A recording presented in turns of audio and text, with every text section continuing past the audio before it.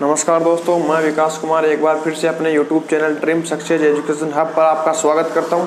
और दोस्तों, हम फिजिक्स पढ़ रहे थे और फिजिक्स में भी जो कल हमारा चैप्टर था विद्युत क्षेत्र व आवेश, उसमें हमने पढ़ लिया था क्या क्या कि आवेश क्या होता है, आवेश के गुणधर्म पढ़ लिए थे। आवेश के जो मूलभूत गुणधर्म तो 3 थे, कौन कौन से थे, जैसे आवेश की योज्यता, आवेश का क्वांटीकरण, आवेश का संरक्षण, इन चीज़ों के बारे में देख लिया था। और हमने देख लिया था जैसे आवेशन की विधियाँ कितनी होती। तो दोस्तों, आवेशन की विधियाँ कितनी थी, वो थी 3।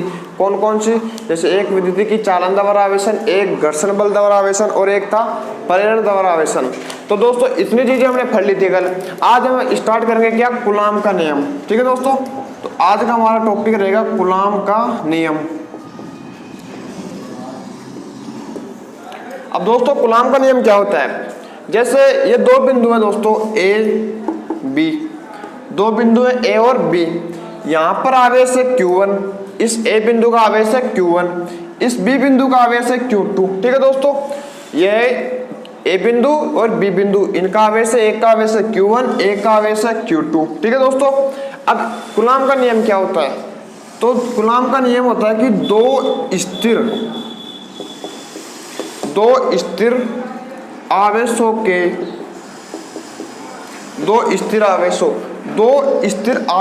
के मध्य लगने वाला आकर्षण या प्रतिकर्षण बल। दोस्तों, यहां तक देखिए पहले आप, 2 स्थिर आवेशों के मध्य लगने वाला आकर्षण या प्रतिकर्षण बल, ये 2 स्थिर आवेश है Q1 और Q2। अब इन दोनों के मध्य दोस्तों प्रतिकर्षण बल भी लग सकता है और आकर्षण बल भी लग सकता है। तो क्या परिभाषा हो गई, 2 स्थिर आवेशों के मध्य लगने वाला आकर्षण या प्रतिकर्षण बल, उन दोनों आवेशों के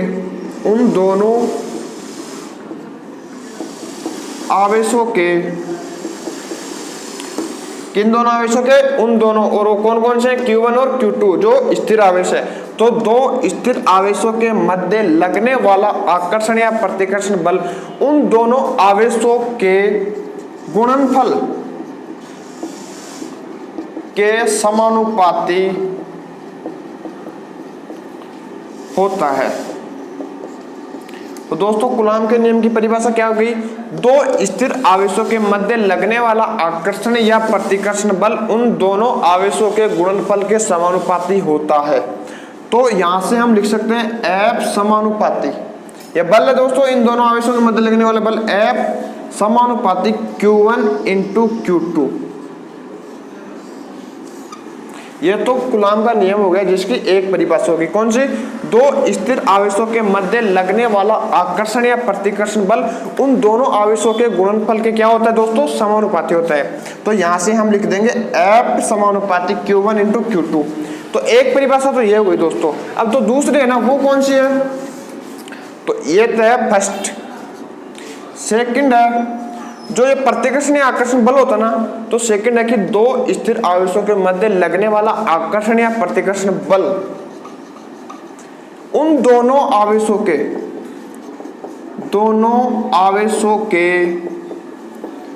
जो बीच की दूरी होती है ना दोस्तों, उन दोनों आवेशों के बीच की दूरी के वर्ग के बीच, दोनों आवेशों के बीच की दूरी के वर्ग के व्युत्क्रमानुपाती होता है दोस्तों।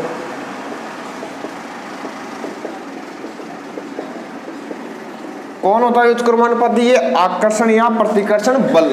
तो यहां से क्या निकल गया है कि 2 स्थिर आवेशों के मध्य लगने वाला आकर्षण या प्रतिकर्षण बल उन दोनों आवेशों के गुणनफल के समानुपाती होता है। यहां से तो ये चीज निकल के आई दोस्तों।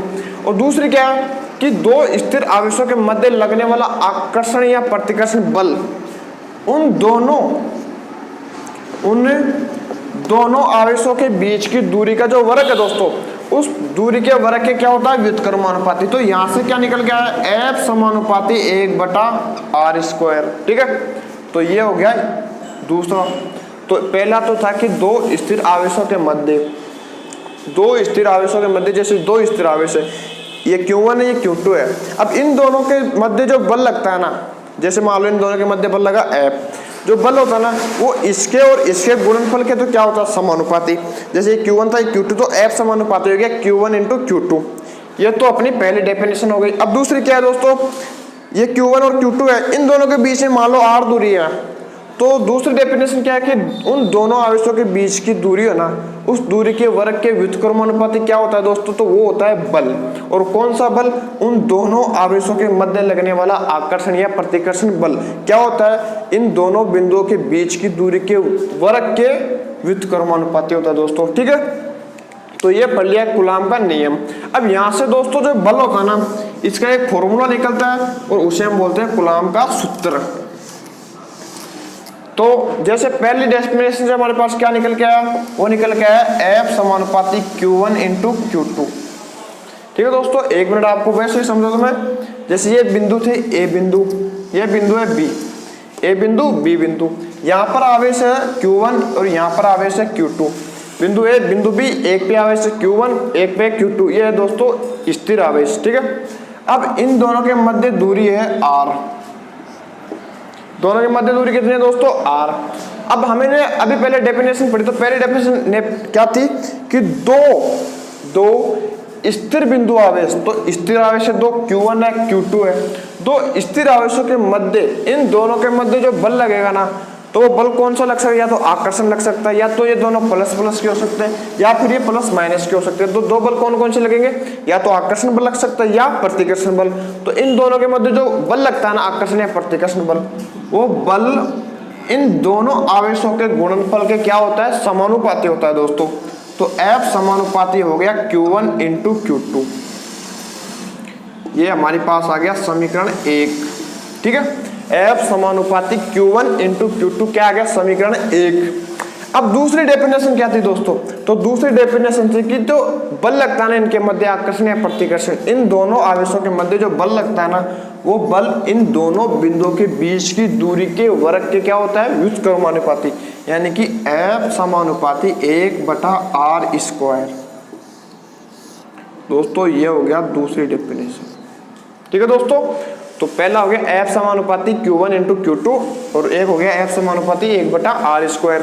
अब दोस्तों जो आवेश है ना, आवेश किस पर कार्य करता है, आवेश इन दोनों के मध्य जो ये रेखा है ना, इन दोनों के मध्य जो अनुदिश रेखा है ना, उस पर क्या कार्य करता है, आवेश। ठीक है, तो आवेश कहाँ पर क्या, आवेश का जो कार्यकारी भाग होता है वो क्या होता है, इन दोनों बिंदुओं के जो अनुदिश रेखा, ये रेखा है ना, इस रेखा पर क्या होता है, आवेश कार्यकारी होता है। तो ये कूलाम का नियम क्या हो गया, F समानुपाती Q1 Q2 और F समानुपाती 1/r²। ठीक है दोस्तों, अब इन दोनों समीकरणों से हमें एक चीज मिलती है, तो समीकरण 1 व 2 से, समीकरण 1 ये है, समीकरण 2 ये है, तो समीकरण 1 व 2 से क्या निकल के आया हमारे पास, तो F समानुपाती Q1 इंटू Q2/r²। ये चीज किससे निकल गई दोस्तों, ये चीज निकल गई समीकरण 1 और 2 से। कैसे, F समानुपाती ये, F समानुपाती ये 1/r², F के समानुपाती, हाँ r है ना, r², वो F के व्युत्क्रमानुपाती है, लेकिन आप इसको ऐसे बोल सकते हैं F समानुपाती 1/r²। ठीक है, तो ये समीकरण 1 और 2 से क्या निकल गया हमारे पास, F समानुपाती Q1 इंटू Q2/r²। ठीक है, अब यहाँ से दोस्तों हम जब समानुपाती का चिन्ह हटाते हैं ना, तो उसके लिए हम एक स्थिरांक लगाते हैं और उस स्थिरांक को बोलते हैं हम K। F बराबर K Q1 इंटू Q2/r²। तो दोस्तों ये हमारे पास फॉर्मूला निकल गया क्या, कि F बराबर K Q1 इंटू Q2/r²। ठीक है, और ये फॉर्मूला कैसे निकल गया, वो निकल गया है कूलाम के नियम से। और कूलाम का नियम क्या था कि दो स्थिर बिंदु आवेशों के मध्य लगने वाला आकर्षण या प्रतिकर्षण बल होता है ना, वो उन दोनों आवेशों के मध्य की दूरी के तो व्युत्क्रमानुपाती और उन दोनों आवेशों के गुणनफल के समानुपाती। यहाँ से समीकरण 1 बना, समीकरण 2 बना। समीकरण 1 व 2 से F समानुपाती Q1 Q2/r²। और यहाँ से दोस्तों जब समानुपाती को हटाएंगे तो क्या लगाएंगे, हम एक स्थिरांक लगाएंगे जिसका नाम है K। तो F बराबर हो गया K Q1 इंटू Q2/r²। ठीक है, तो अब इस जो ये सूत्र है हमारे पास F बराबर K Q1 इंटू Q2/r², यहाँ पर ये K क्या है दोस्तों, तो जो K है ना उसका मान क्या होता है, इसका जो सूत्र होता है वो क्या होता है, इसकी विमा क्या होती है। तो हमारे पास ये आया F बराबर KQ1 into Q2 upon R square. आपको दोस्तों बल का मात्रक पता है, बल का मात्रक होता है न्यूटन। तो यहां पर देखिए दोस्तों K क्या है, K समानुपाती नियतांक है।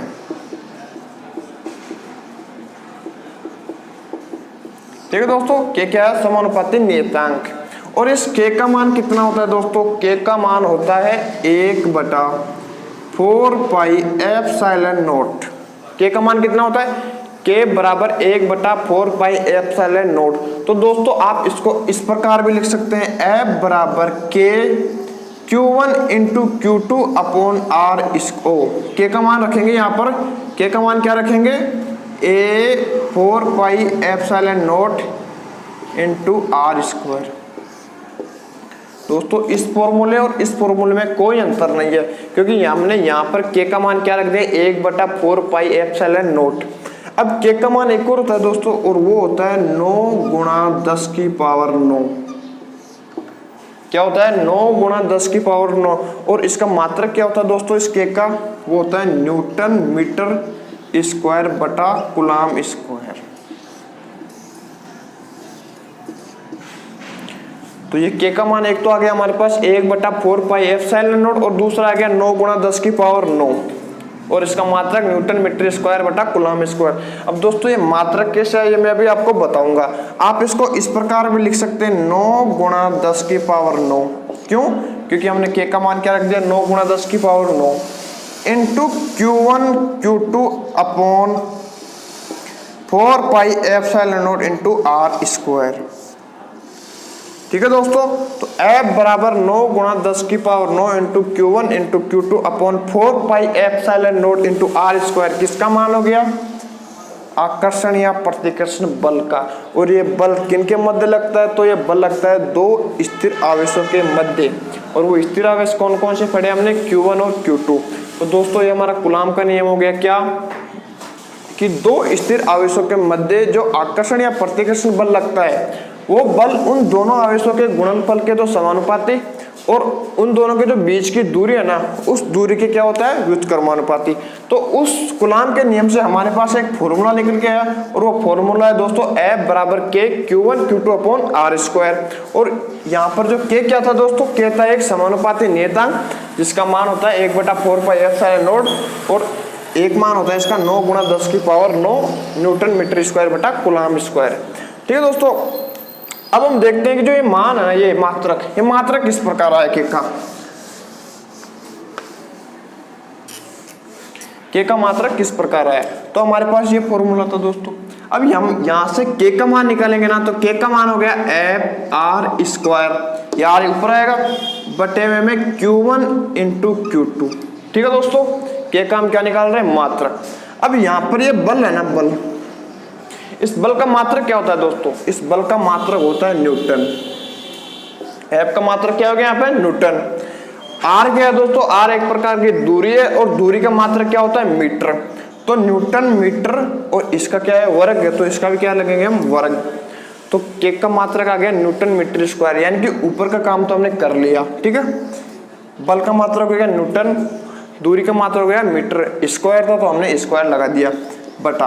अब Q1 और Q2 दो आवेश है, तो दोस्तों आवेश चाहे Q1 और Q2 हो, Q3 हो, Q100 हो, उसका जो मात्रक होता है ना वो होता है कूलम। तो आवेश का मात्रक हो गया दोस्तों कूलम। ठीक है, अब हम यहाँ पर रखेंगे Q1 और Q2 की जगह क्या लगेंगे, कूलम। तो Q1 की जगह लग दिया हमने कूलम, इस Q1 की जगह, इस Q2 की जगह भी हम रखेंगे कूलम। ठीक है दोस्तों, अब इसको सोल्व करेंगे तो यह आ गया न्यूटन मीटर स्क्वायर बटा कूलम स्क्वायर। किसका मात्रक आ गया दोस्तों, K का। K क्या था, एक समानुपाती नियतांक था जिसका मान था 1/4 पाई एप्सिलॉन नॉट बराबर 9 गुणा 10 की पावर 9 न्यूटन मीटर स्क्वायर बटा कूलम स्क्वायर। तो दोस्तों ये तो आ गया मान किसका, हमारे पास K का। ठीक है दोस्तों, अब हम यहां से इस बल का जब वो फॉर्मूला निकालेंगे तो वो फॉर्मूला क्या होता है, फॉर्मूला क्या, मात्रक। किसका, इस बल का मात्रक क्या होता है दोस्तों, तो जब ये F बराबर है KQ1 Q2 upon R square, अब यहाँ से इस बल का फॉर्मूला क्या होता है, तो दोस्तों K है ना, K का मात्रक क्या है, न्यूटन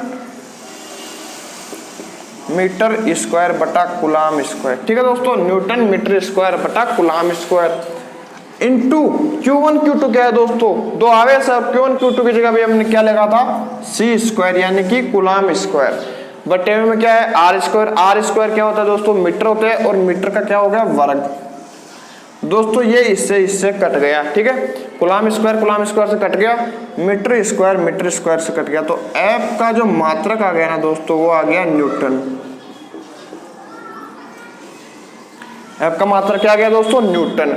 अब हम देखते हैं कि जो K है ना, जो समानुपाती नियतांक है, इसका MKS पत्ती में तो मात्रक हो गया न्यूटन मीटर स्क्वायर बटा कूलाम स्क्वायर। अब इसका जो CGS पत्ती है ना, उसमें मात्रक क्या होता है दोस्तों,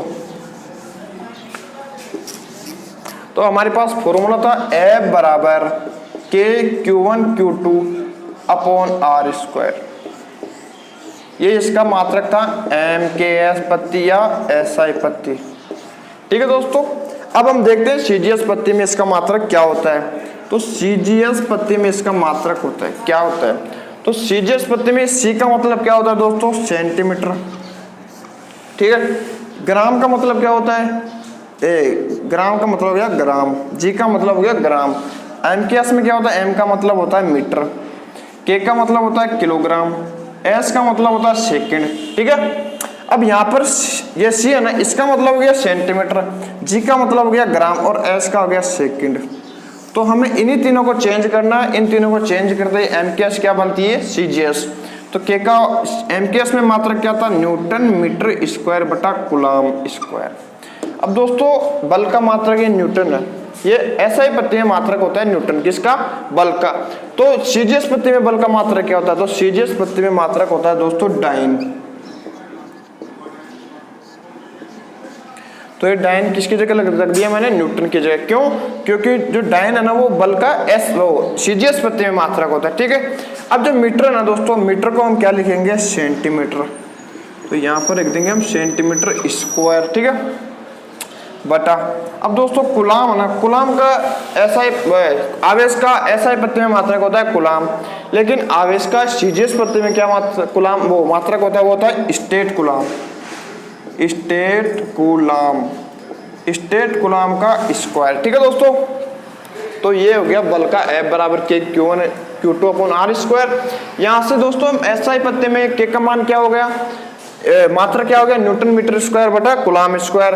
इसका मान क्या हो गया, 1/4 पाई एप्सिलॉन नॉट बराबर 9 गुणा 10 की पावर 9। ठीक है दोस्तों, तो ये तो हमने पढ़ लिया किसके बारे में, कूलाम के नियम के बारे में।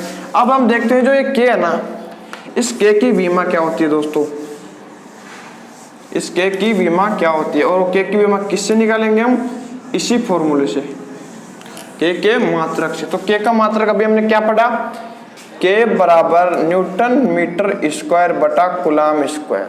ठीक है, अब यहाँ से K की विमा क्या आ गई दोस्तों, तो K की विमा आ जाएगी यहाँ पर न्यूटन का जो दोस्तों, न्यूटन की विमा क्या होती है, बल की विमा वो होती है M1 L1 T-2।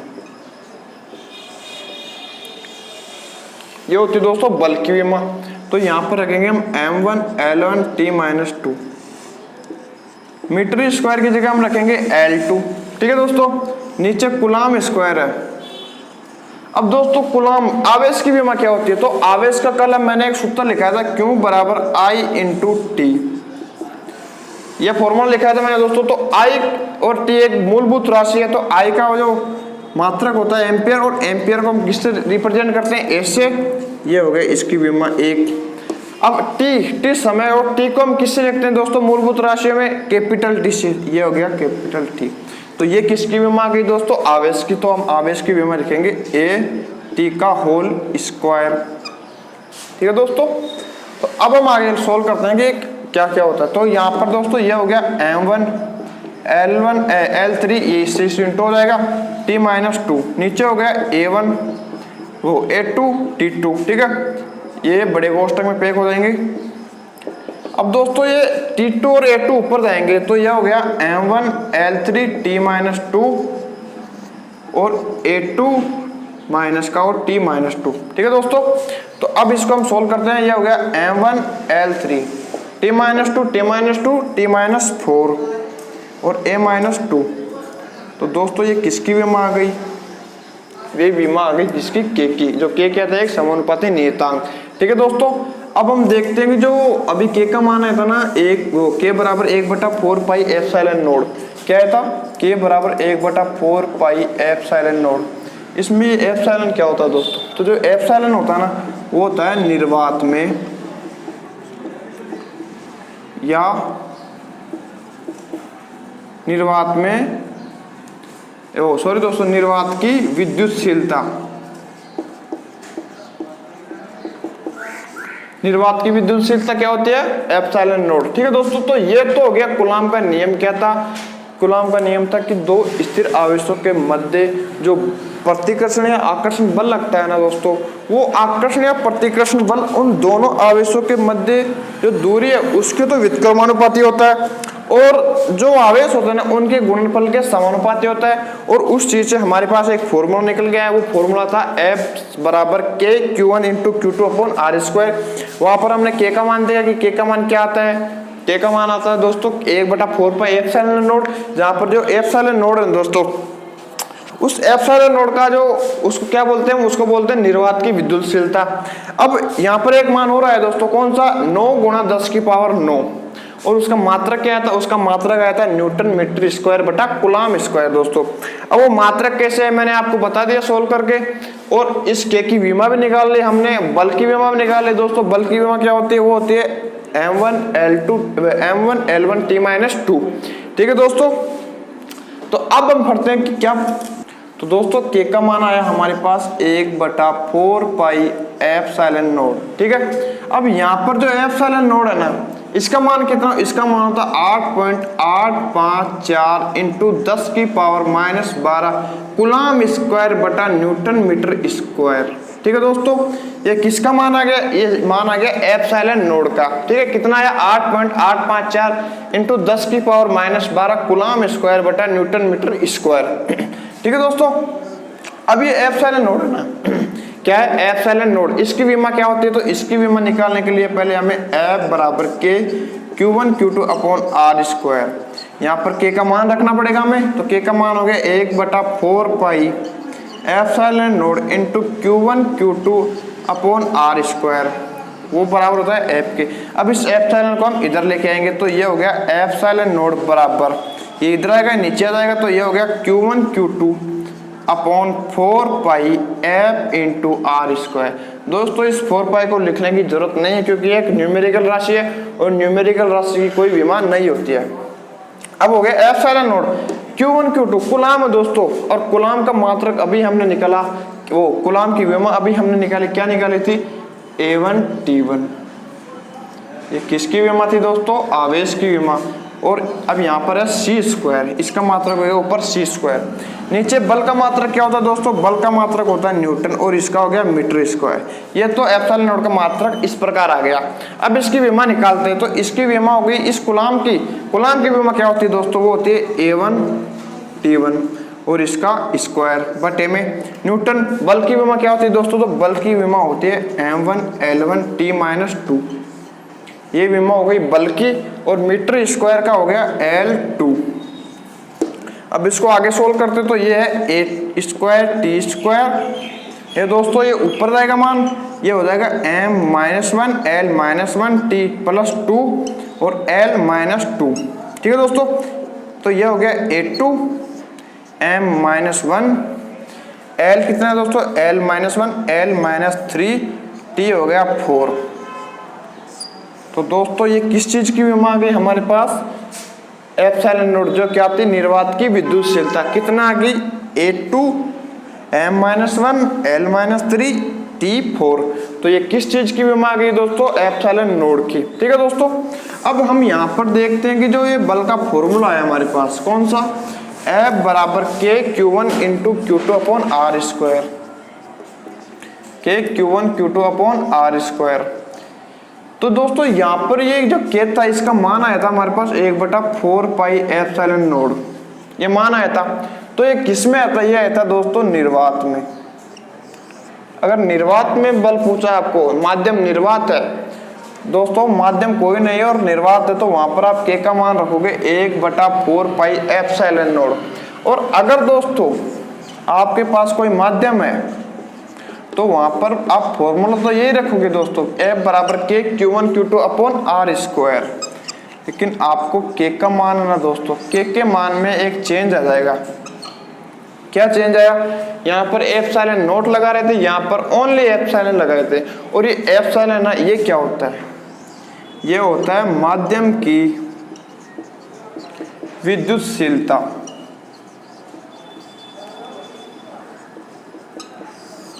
क्या होगी दोस्तों, माध्यम की विद्युतशीलता। क्या होगी माध्यम की विद्युतशीलता, एप्सिलॉन नॉट। तो जब आपको माध्यम दे रखा और बल का मान पूछ ले किससे, कूलॉम के नियम से, तो आपको दोस्तों के का मान कितना रखना है, 1/4 pi epsilon, only epsilon. Epsilon not तो आप निर्वात में रखोगे दोस्तों, ठीक है। तो अब आगे क्या देखते हैं हम, जैसे आपके क्वेश्चन आ जाए, क्या क्वेश्चन आ जाए कि Q1 बराबर Q2 बराबर 1 हो, ठीक है दोस्तों, Q1 बराबर Q2 बराबर 1 हो, R बराबर हो 1, तो बल का मान बताओ।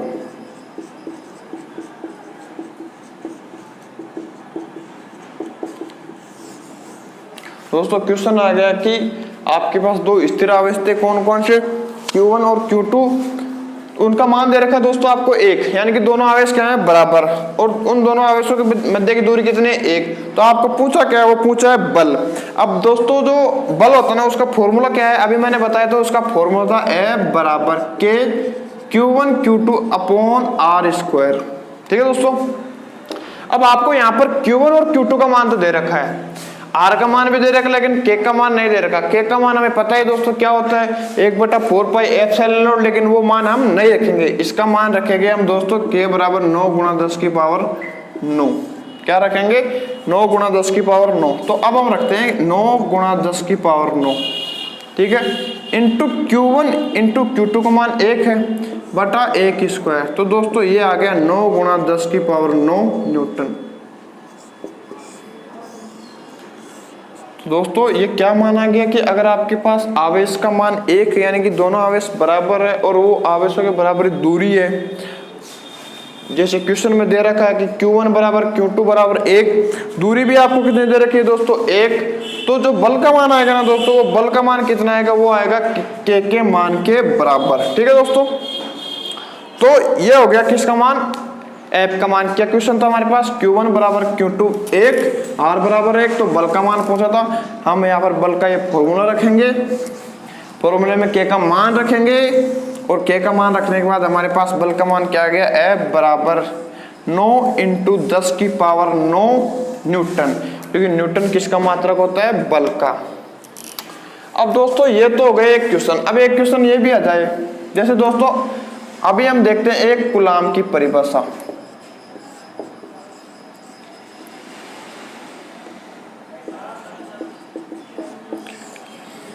एक कूलाम की परिभाषा कितनी होती है दोस्तों, तो एक कूलाम की परिभाषा, जैसे कूलाम का फॉर्मूला क्या होता है, Q बराबर I इंटू टी।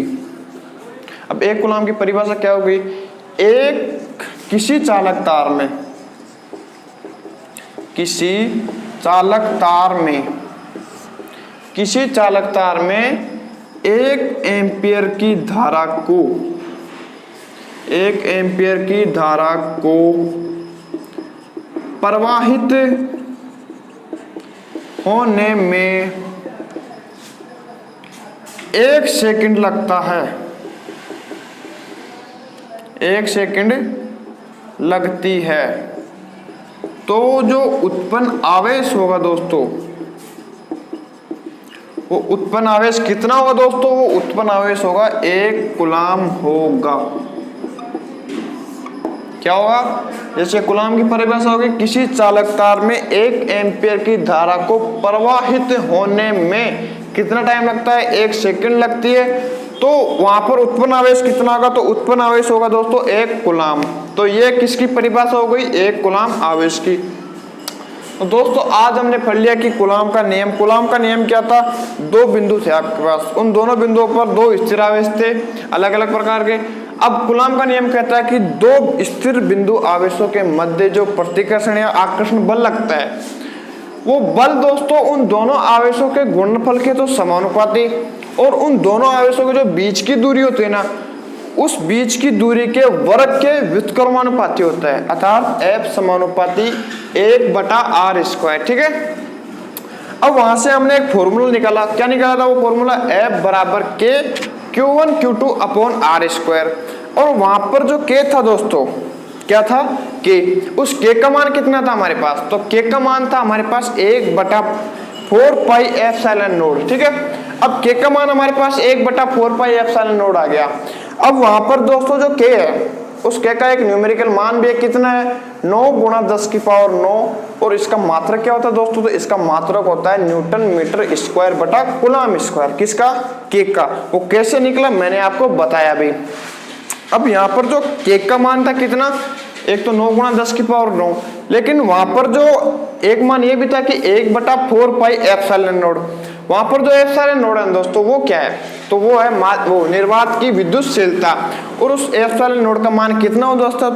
तो उस एप्सिलॉन नॉट का मान होता है 8.854 × 10⁻⁻12 कूलाम स्क्वायर बटा न्यूटन मीटर स्क्वायर। यानी ये मात्रक किसका उल्टा हो गया? K का उल्टा हो गया। तो K का मात्रक क्या था? K का मात्रक था न्यूटन मीटर स्क्वायर बटा कूलाम स्क्वायर। ठीक है दोस्तों, और एप्सिलॉन नॉट का मात्रक क्या हो गया? कूलाम स्क्वायर बटा न्यूटन मीटर स्क्वायर। किसका मात्रक हो गया? वो एप्सिलॉन नॉट का। अब वहां से हमने विमा निकाली, किसकी? एप्सिलॉन नॉट की। एप्सिलॉन नॉट की विमा निकाली हमने। फिर हमने विमा निकाली K की। K क्या था दोस्तों? एक समानुपाती नियतांक था, जिसका मान अभी मैंने बताया 1/4 पाई एप्सिलॉन नॉट या 9 × 10⁹। ठीक है, अब वो तो सिस्टम था निर्वात में। अब जैसे मान लो आपको कोई माध्यम दे दे, तो माध्यम देने पर आपका कोई सिस्टम चेंज नहीं होगा, सिर्फ एक चीज चेंज होगी, वो K के मान में। कौन सा? K बराबर आप 1/4 पाई एप्सिलॉन नॉट लिखते हैं ना, वहां पर आपको लिखना है 1/4 पाई ओनली एप्सिलॉन। ठीक है, और वो एप्सिलॉन क्या होता है दोस्तों? वो होता है माध्यम की विद्युतशीलता। एप्सिलॉन नॉट तो होता है दोस्तों निर्वात की विद्युतशीलता, और एप्सिलॉन होता है माध्यम की विद्युतशीलता। ठीक है, अब आगे हमने देखा कि एक कूलाम की परिभाषा क्या होती है, ये लिख रहा है अभी। तो एक कूलाम की परिभाषा हमने पढ़ी किससे? इस फॉर्मूले से। क्या लिखी? किसी चालक तार में 1 एम्पियर की धारा, जैसे कोई चालक तार है उसमें हम 1 एम्पियर की धारा प्रवाहित करते हैं। कितने समय के लिए? 1 सेकंड के लिए। तो उसमें जो उत्पन्न आवेश होगा ना, वो होगा 1 कूलाम। ठीक है, तो ये परिभाषा क्या है कि किसी चालक तार में 1 एम्पियर की धारा प्रवाहित होने में 1 सेकंड लगती है, तो उत्पन्न आवेश कितना होगा दोस्तों? वो होगा 1 कूलाम। तो आज हमने क्या क्या पढ़ा? कूलाम का नियम पढ़ा, उसमें एक बल निकला। क्या बल निकला? F बराबर K Q1 Q2 upon r²। हमने उनकी विमा निकाली, क्या क्या विमा थी। अब दोस्तों, अब हम कल क्या पढ़ेंगे? कल पढ़ेंगे जैसे एक पैरावैद्युतांक हुआ, विद्युत क्षेत्र हुआ। विद्युत क्षेत्र में भी कई चीजें होती है, वो पढ़ेंगे। तो आज की क्लास में दोस्तों यहीं पर समाप्त होती है। थैंक यू दोस्तों।